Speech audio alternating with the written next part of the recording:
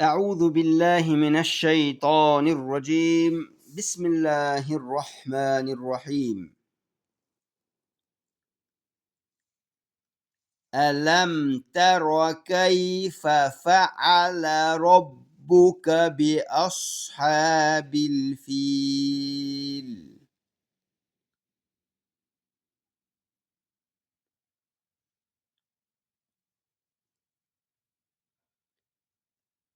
ألم يجعل كيدهم في تضليل؟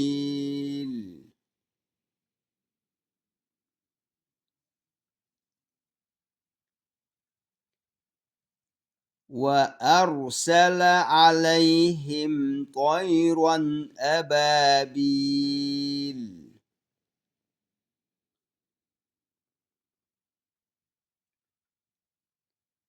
ترميهم بحجارة من سجيل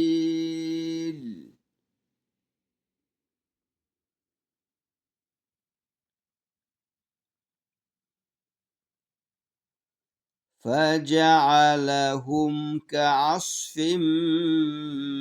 مأكول